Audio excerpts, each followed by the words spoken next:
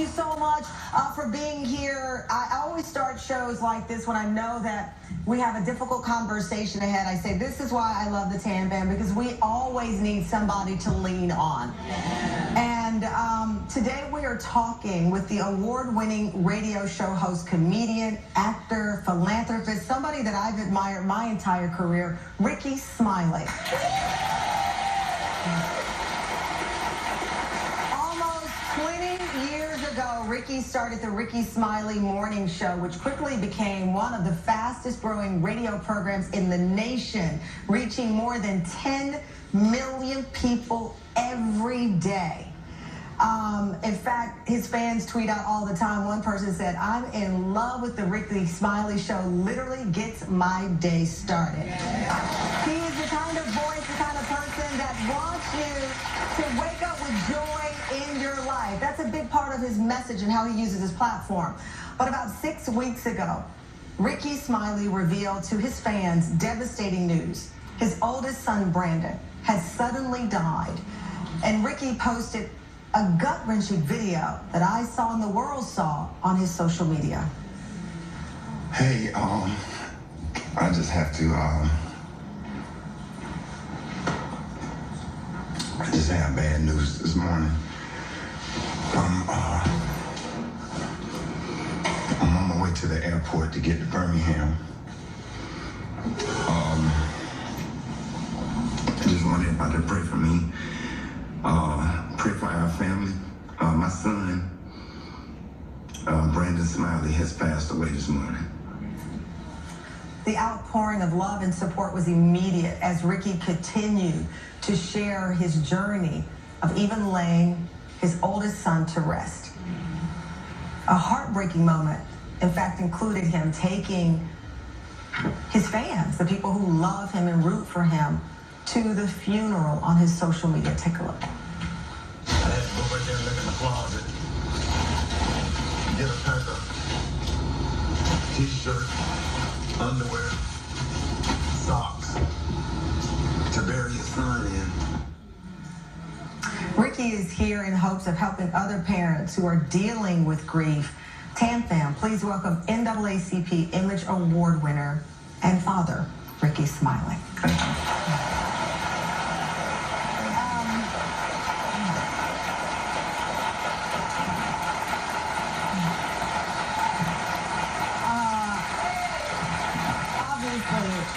We are so sorry for your loss, and I have to tell you one thing we've learned over the years, and people grieve differently. Right. There's no formula for grief. Your decision to let it out in this way, was it a spontaneous decision? Was it something that you hit the video and you said, maybe I'm going to send it, maybe I'm not? Take me through. Yeah. Well, my son is a comedian. He was a comedian. He had fans. We had a reality show. Following in your footsteps. Yeah, following my footsteps. We had 6 seasons on TV One. Rickey Smiley for real. And I'm always on social media talking to the fans and just doing those simple, small, fun stuff. And that was a moment that I just wanted to share because I knew that at some point we was going to have to start trying to get the message out to try to save more lives. And I wanted to tell the fans before anybody else did. I didn't want them to hear it from anybody else. I wanted them to hear it from me. And so I decided to share it. It was actually my mother, who lives in Texas, who called me immediately and said, I just heard something. Rickey's son, Brandon, 32, has passed away. Yeah. And the minute you hear a 32-year-old seemingly healthy, the question becomes, what happened? Yeah, he was just struggling for years, had been struggling probably since the 11th grade struggling with addiction. And it had gotten to a point where his mother and he has a wonderful mother and father that lives in Atlanta. You co-parent with Brenda. Yes. And her husband, his stepdad. Yes. So it's a trifecta of love. Yes. That was around him on these dark days. And his mother, really stuck with him. Even when I threw my hands up, on those bad days and said, I can't do it anymore, I'm tired, because it's always conflict when you're dealing with somebody that's struggling. I think you just did something that I wasn't expecting, that is so powerful for people who have family members who are struggling with addiction. Yeah. I think it is, to be honest, in most cases, there's someone at some point, no matter how deeply you love, that you feel like, I don't know what else to do. People have been there. It's been in my family, where someone is struggling with an addiction and you love them, you're rooting for them, and you do everything you can, but you're only human. Tell me, what was that battle like, trying to save Brandon's life? It was hard. It was expensive. You know, it's not cheap sending, you know, your son off to rehab. I sent him off twice. His mother sent him, I think, twice. Comedian Special K on my morning show was working with his mother to send him off. And I think he went a couple of times himself. He was trying his best to get himself together. He had just got baptized probably about a month and a half ago. When did you learn of his addiction? I would find little stuff in the house, bongs, beer cans, or whatever. And it was just going through that rebellion. I thought it was just going through the rebellion stage. Say, hey, don't do this. Well, since you say don't do it, I'm gonna do it, or whatever. He's a great kid, loving, you know, always yes sir, no sir, very respectful, but he just had that rebellious side. I know so many parents right now who are dealing with this right now, and they don't want to lose their children, and you don't want another family to go through what you've experienced. So you're finding these things, and it starts to escalate over time. His addiction. Yeah. Because once he got out of college and started working, it was like I knew, because I always had my ear to the streets. So I would have these conversations with him a lot and talk about what I saw my granddad go through with my dad. You lost your father. I did. In New York, right? He was in New York, an act of violence. He was killed. Right. So your grandfather lost his son. And you didn't want to follow that family trauma and pain. Right. Yeah, I was really close to my grandfather. Passed away 3 years ago. I watched my grandfather go through this with my dad, and I remember 1974 more than I do 6 weeks ago with my son. Watching my grandfather go through what he went through with my dad was just heartbreaking. Sitting on that front row, 7 years old, looking down the aisle, could not understand why my grandparents was crying like that. And I just did not want to go through that with my son. And you know, and here we are. More with Rickey Smiley when we come back. We are back with legendary stand-up comedian and radio host, philanthropist Rickey Smiley. Rickey lost his oldest son, Brandon, who was just 32, 6 weeks ago, and has been bravely sharing his journey through loss and grief on social media. I saw a post that he put on social media with a photo of you talking about how much he admired you. Even on his journey that included his struggles, he recognized the dad who was trying to love him from afar still loved him. And we had that post that he talks about admiring you and wanting to follow in your footsteps. To say goodbye to your son, this is the post. He said, it took me a while to realize that my mom, dad, and grandpa are my best friends. Yeah, I was firm. I'm a tough dad. I'm a tough dad. I didn't play no games. And I was firm. I was loving, but firm whenever he got sick, when he had COVID. You know, whenever my kids get sick, they come straight to me. I'm the doctor in the family. Get everybody together, you know, in the conversations and the discipline and the structure and the willingness to be the bad guy. Because parenting is not a popularity contest. It's not. We have to start giving kids more of what we had as opposed to what we did not have. And that's creating a society of entitlement and everything else by giving them everything. I gave him and I rewarded him when he had the correct behavior. And I'm just a little old school. I'm just like my granddad. I didn't play any games. It's been times when he would get disrespectful on the phone, and I would get in my car and drive to Birmingham. You know. How do you received the news? Who informed you? Because I know you weren't there. Yeah, I was in Dallas. You were in Dallas. At my apartment, getting ready to watch the semifinals to, Cincinnati Bengals, watch that game. So, Brandon's girlfriend sent me a text message and said, hey, Brandon is trying to contact you. Call him at this number. I called, nobody answered. So I called her back. I said, hey, nobody answered. She was crying. I said, what's going on? She said, Brandon overdosed. They rushed him to the hospital. I found him found him unresponsive. So I was like, okay. I said, hey, calm down. Everything's going to be okay. I'm checking the flight. So I hit my assistant. I said, hey, I need to get to Birmingham now. So she found the 12 o'clock flight. That was around 10 that morning. My mother talked to Brandon at 9 because they had agreed to go to church. She texted back, said, send me the address. He didn't respond. Then she texted him again, say, okay, I'll be at church. And so then Brandon's sister and mom called me, and they were crying in the background, and I already knew. You knew? I knew. I said, what's going on? And she was crying, and she said, he died. And those are her exact words. And I said, hey, it's going to be okay. And I started trying to give her some words of inspiration while I put things in my backpack to try to make it to Lovefield Airport, and I jumped on a plane, and that was like the longest flight. And that day it was windy, it was cloudy.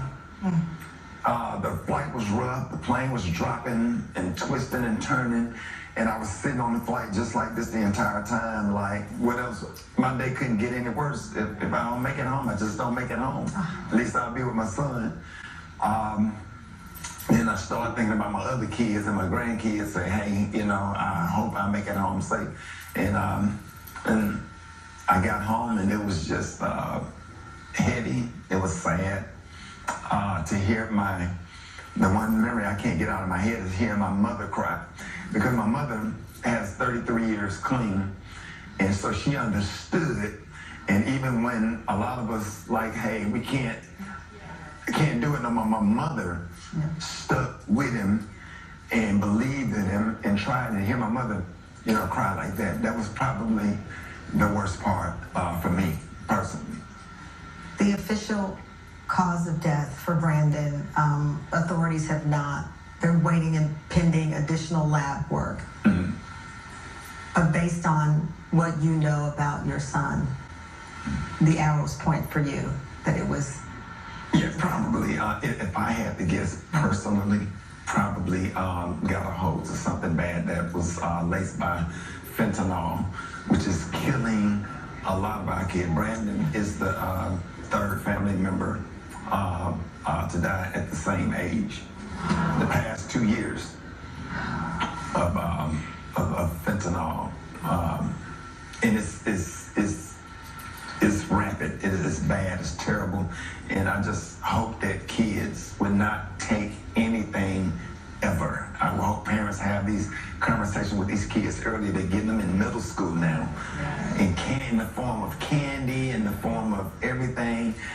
We have to have these tough conversations, just like when we were coming up about sex and HIV and whatever. My grandfather talked to me every day, and I don't understand it because this was a conversation that went on in my house every single day with all my kids, nieces and nephews that I raised as well. And I just don't understand it, but I just hope that any parent or any kid that's watching, because I know the parents are having the conversation, it's up to the kids. We need for the kids to please listen to your parents. The Bible said, honor thy mother and thy father, that thy days may be long. And honoring is, being obedient, doing what they tell you to, because, we didn't just wake up and decide that we want to pick on you. We wake up, we have your best interests, and it's just tough being a parent, but we have the teenagers and college students. Listen to your parents. Don't take anything, period. I know that your grandchildren have been a big part of your healing process, and coming up, we'll have more of our conversation with Rickey Smiley, a conversation he wanted to have to help other family members out there who are right now dealing with someone they love who's battling an addiction, how he is healing with the love of his family around him when we come back.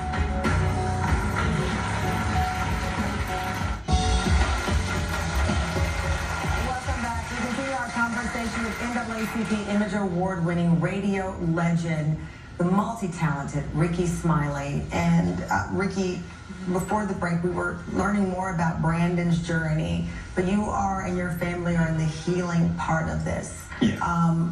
You went back to work, which is yeah, he passed away that Sunday. I was back on the air Wednesday because I didn't want to lay in the bed thinking about it. I have 3.5 to 4 hours in me to read some commercials and laugh because it helped me, you know, have to laugh a little bit. It broke it up. So it won't be so heavy. And then I have to realize that there are listeners out there that have also lost their kids. There are people that listen to the morning show that's headed to dialysis, chemotherapy. So sometimes you have to realize that it's not just about you. And sometimes you have to use your, use your space in order to do God's work and to keep God and promote God. And Tamron, to also show God's goodness. Because even at your worst time, God is still awesome. God has given me peace, unbelievable peace that surpasses all understanding. And if I don't thank God for nothing else, I just thank Him for peace. Yeah. You, I said you're surrounded by you have 3 grandchildren, are a huge part of that.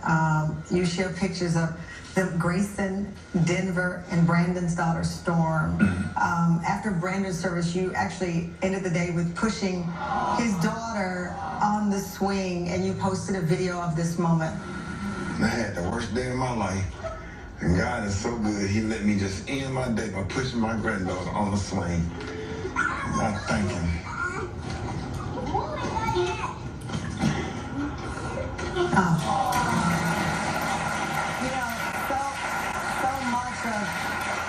Children process is they see us and how we handle it. Yeah. You are such a nurturing person. You've raised your children. You've raised nieces and nephews. You said you've taken in over the years many people who didn't have father figures because you knew and know how important it is to have that person in your life. Now you're not the protector. They are protecting your heart in so many ways. Yeah. Absolutely. Yeah, after the funeral, I was going to run home and change clothes to make it to the repast. And my granddaughter was there. And so I said, okay, see you tomorrow. And she's like, no. And that was the first time ever that she had separation issues with me because she just usually go home. And she began to cry. And I was like, well, you're not going to cry today. If you want to swing, we'll swing. And so to have that day where I'm actually pushing her on the swing and I can hear the swing squeak, I can hear the birds chirping, the sun was setting, and it was cool that day, and it was just quiet. It was just that peace that you described. That peace. And just to end the day where you just buried your son, which is her dad, to push her on the swing like that, it was, I just think it was just God just giving me a sense of peace and comfort. As I said, you went back to work in the studio and you were planning a tour. You were getting ready to launch a tour. You've decided, really in honor of Brandon in so many ways, in that bond over comedy that you have to go on with the tour. Yeah, I just rescheduled some dates because I just needed a moment to breathe. I still haven't been on stage, but I'm performing next weekend coming up. Just kind of wondering what it's going to be like to go on stage or whatever, because it's the pink elephant in the room, and your job is to make people laugh and be funny. So if I can just get past the first 10 minutes on stage and maybe find ways to talk about some things around the situation. I have some funny stuff that happened during how strange and how weird people are. I have to tell you, I've listened to you for years. I'm from Texas, and I'm sitting here watching because I know we all have a mask, right? Yes. And we have to put it on sometimes to keep moving forward. I see the mask that you're wearing. Mm-hmm. I see the heart. And I also see what you feel is your responsibility to those people who listen to you every day and those who are going to show up to hear your stand-up. Yeah. I'm going to tell you, I've interviewed a lot of families who've lost loved ones through this drug epidemic. You know, make sure you take the love in that you're trying to give out to everybody. Yeah. Make sure you take it out. Because, you know, grief, you know, interviewing people, I did Deadline Crime, I've done these shows. Grief has an interesting way of sneaking up on you even with your mask on. Yeah. So we are rooting for you. We love you. Thank you. And we love your family and everything. We're there for you. And let me tell you, half of my life I woke up smiling because of Rickey Smiley. Okay. So thank you so much. And you can, of course, continue to support Rickey Smiley and his whole crew. The show will go on Monday through Friday, 6 a.m., 10 a.m. Eastern. And for more information on Rickey's Brave tour, that he's still going out there to make us smile, Rickey Smiley and Friends, you can go to our website to see more information on it. We'll be right back.